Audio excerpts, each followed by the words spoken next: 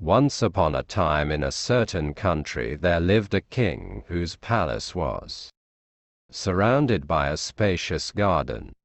But, though the gardeners were many, and the soil was good, this garden yielded neither flowers nor fruits, not even grass or shady trees. The king was in despair about it, when a wise old man said to him, "Your gardeners do not understand their business, but what can you expect of men whose fathers were cobblers and carpenters? How should they have learned to cultivate your garden?" "You are quite right," cried the king. "Therefore," continued the old man, "you should send for a gardener whose father and grandfather have been gardeners before him, and very soon your garden will be full of green grass and gay flowers, and you will enjoy its delicious fruit." So the king sent messengers to every town, village, and hamlet in his dominions, to look for a gardener whose forefathers had been gardeners also, and after 40 days one was found. "Come with us and be gardener to the king," they said to him. "How can I go to the king?" said the gardener, "a poor wretch like me?" "That is of no consequence," they answered. "Here are new clothes for you and your family. But I owe money to several people." "We will pay your debts," they said. So the gardener allowed himself to be persuaded, and went away with the messengers, taking his wife and his son with him. And the king, delighted to have found a real gardener, entrusted him with the care of his garden. The man found no difficulty in making the royal garden produce flowers and fruit, and at the end of a year the park was not like the same place, and the king showered gifts upon his new servant. The gardener, as you have heard already, had a son, who was a very handsome young man, with most agreeable manners, and every day he carried the best fruit of the garden to the king, and all the prettiest flowers to his daughter. Now this princess was wonderfully pretty and was just 16 years old, and the king was beginning to think it was time that she should be married. "My dear child," said he, "you are of an age to take a husband, therefore I am thinking of marrying you to the son of my prime minister." "Father," replied the princess, "I will never marry the son of the minister." "Why not?" asked the king. "Because I love the gardener's son," answered the princess. On hearing this the king was at first very angry, and then he wept and sighed, and declared that such a husband was not worthy of his daughter. But the young princess was not to be turned from her resolution to marry the gardener's son.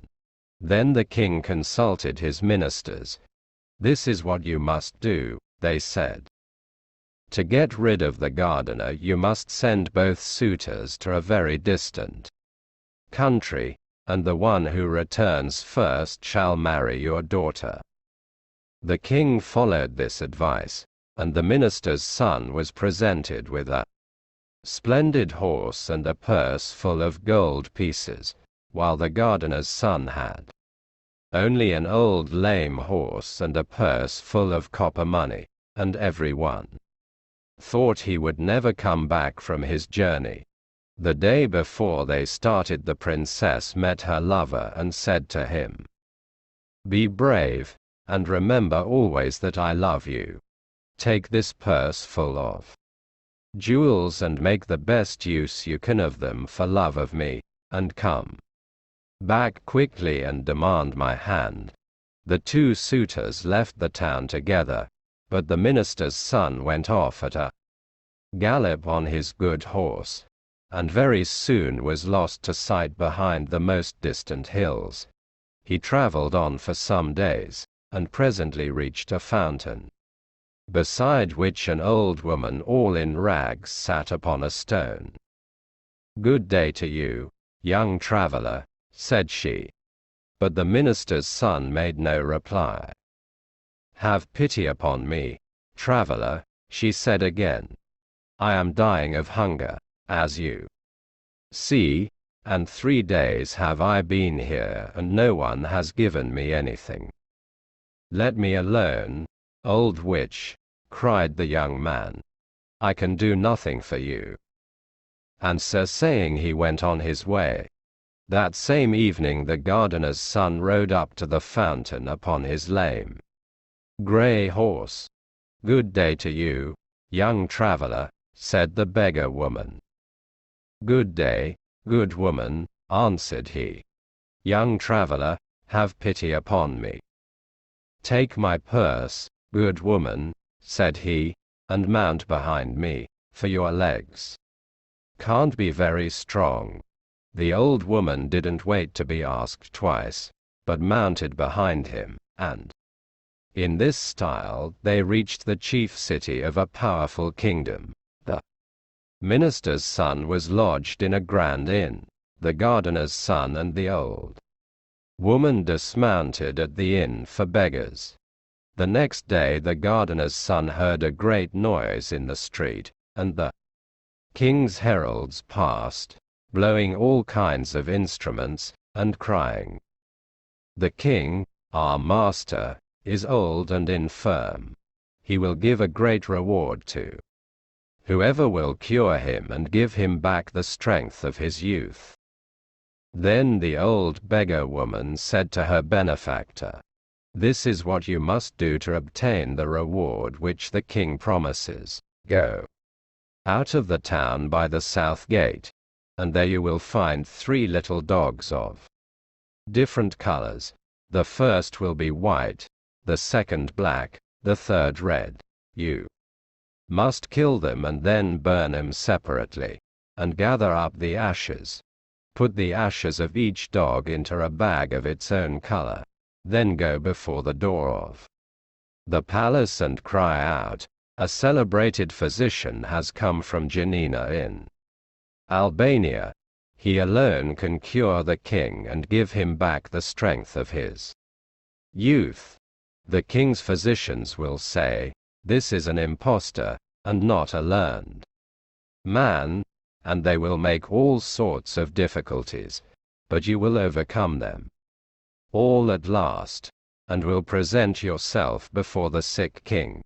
You must then demand as much wood as 3 mules can carry, and a great cauldron, and must shut yourself up in a room with the sultan, and when the cauldron boils you must throw him into it, and there leave him until his flesh is completely separated from his bones.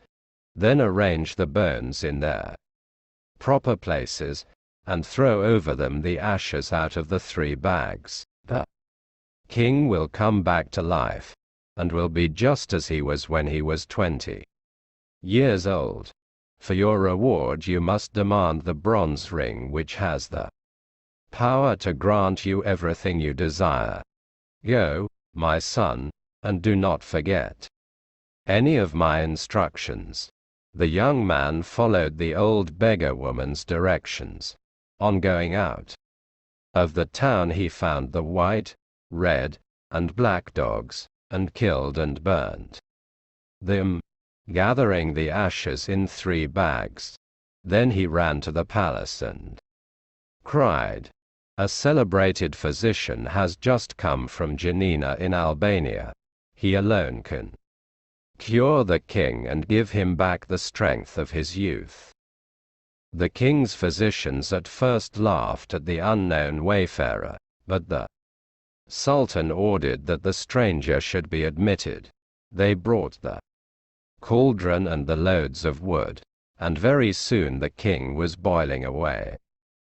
Toward midday, the gardener's son arranged the bones in their places, and he had hardly scattered the ashes over them before the old king revived, too. find himself once more young and hearty. "How can I reward you, my benefactor?" he cried. "Will you take half my treasures?" "No," said the gardener's son. "My daughter's hand?" "No." "Take half my kingdom." "No, give me only the bronze ring which can instantly grant me anything I wish for." "Alas," said the king, "I set great store by that marvelous ring, nevertheless you shall have it." And he gave it to him. The gardener's son went back to say good-bye to the old beggar woman. Then he said to the bronze ring, "Prepare a splendid ship in which I may continue my journey. Let the hull be of fine gold, the masts of silver, the sails of brocade. Let the crew consist of 12 young men of noble appearance, dressed like kings. Saint Nicholas will be at the helm. As to the cargo, let it be diamonds, rubies, emeralds, and carbuncles." And immediately a ship appeared upon the sea which resembled in every particular the description given by the gardener's son, and, stepping on board, he continued his journey. Presently he arrived at a great town and established himself in a wonderful palace. After several days he met his rival, the minister's son, who had spent all his money and was reduced to the disagreeable employment of a carrier of dust and rubbish. The gardener's son said to him, "What is your name? What is your family? And from what country do you come?" "I am the son of the prime minister of a great nation, and yet see what a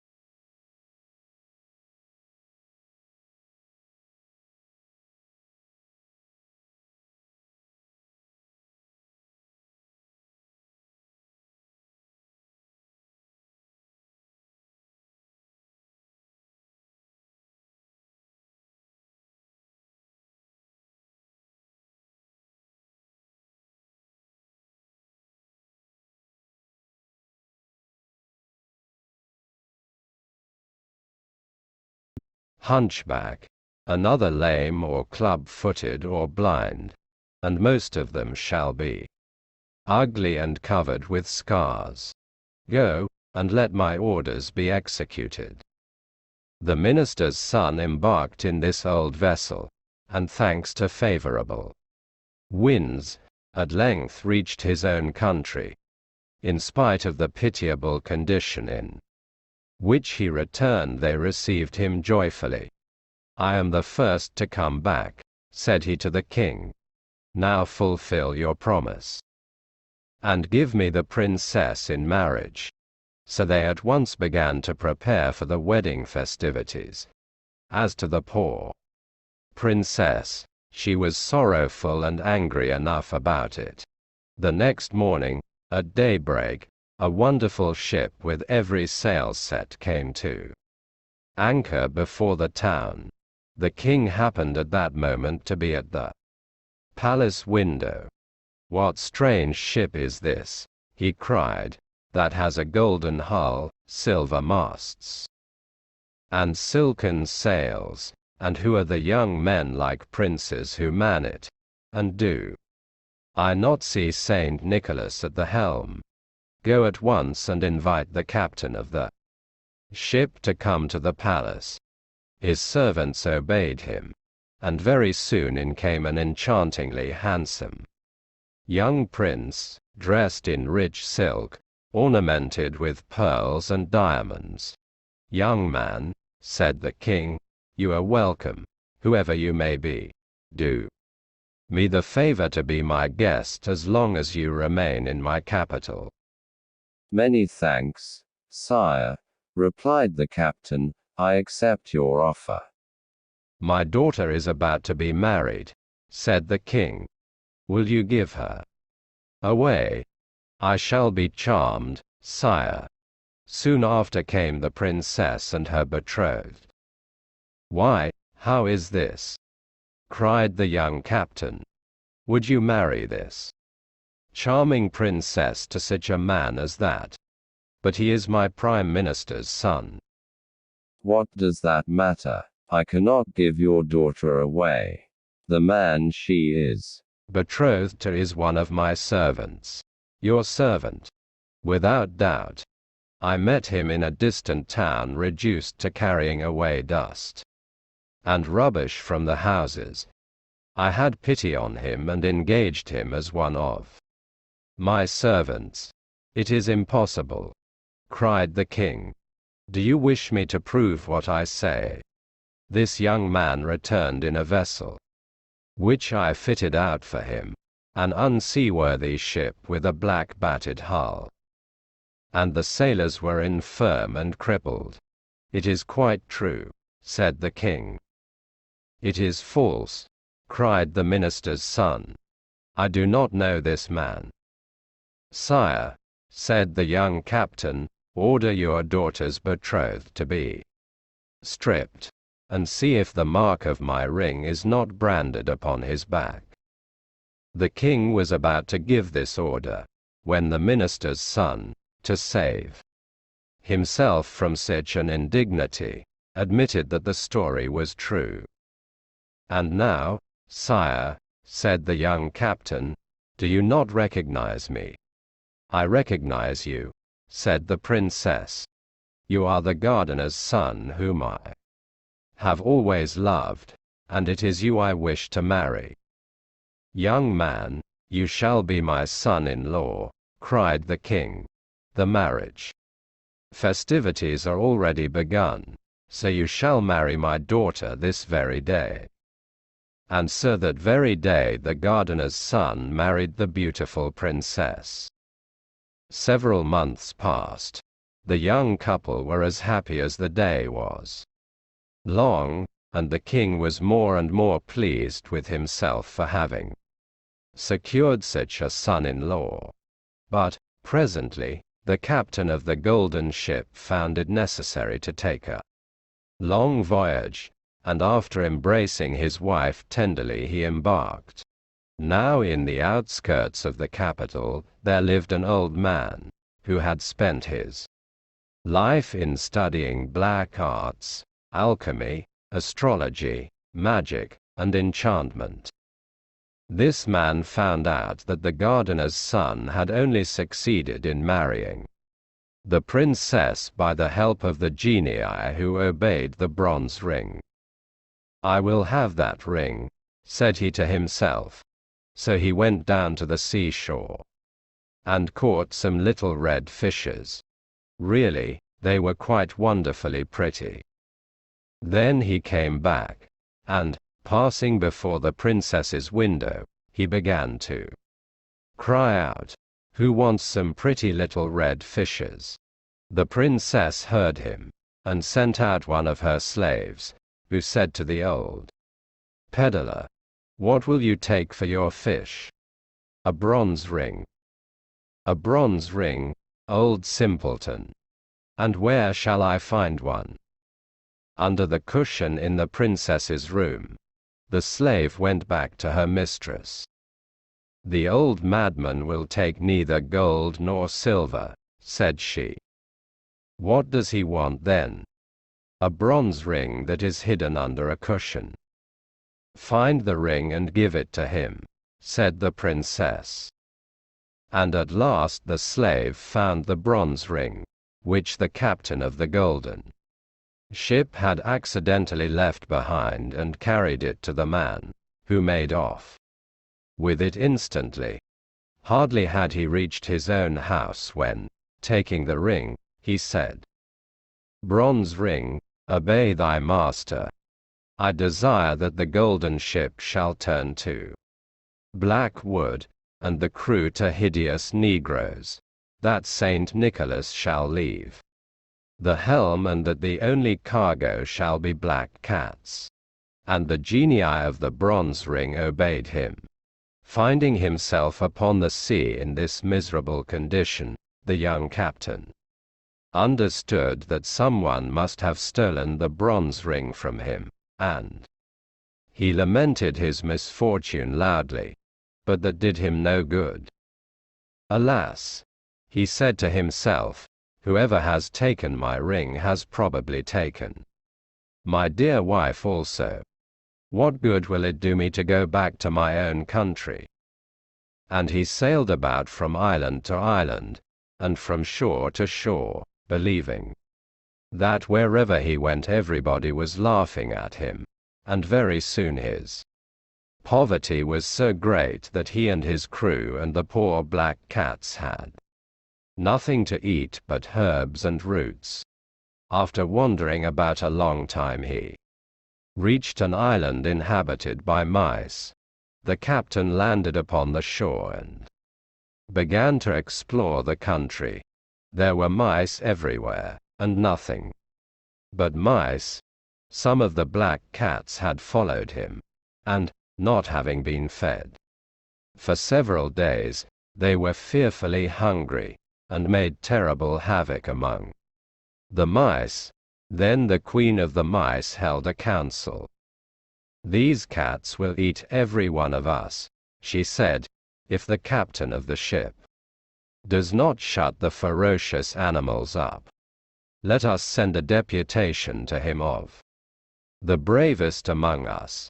Several mice offered themselves for this mission and set out to find the young captain. "Captain," said they, "go away quickly from our island, or we shall perish, every mouse of us." "Willingly," replied the young captain, "upon one condition. That is that you shall first bring me back a bronze ring which some clever magician has stolen from me. If you do not do this, I will land all my cats upon your island, and you shall be exterminated." The mice withdrew in great dismay. "What is to be done?" said the queen. "How can we find this bronze ring?" She held a new council, calling in mice from every quarter of the globe, but nobody knew where the bronze ring was. Suddenly 3 mice arrived from a very distant country. One was blind, the second lame, and the third had her ears cropped. "Ho, ho, ho," said the newcomers. "We come from a far distant country. Do you know where the bronze ring is which the genii obey?" "Ho, ho, ho. We know. An old sorcerer has taken possession of it, and now he keeps it in his pocket by day and in his mouth by night. Go and take it from him, and come back as soon as possible." So the 3 mice made themselves a boat and set sail for the magician's country. When they reached the capital, they landed and ran to the palace, leaving only the blind mouse on the shore to take care of the boat. Then they waited till it was night.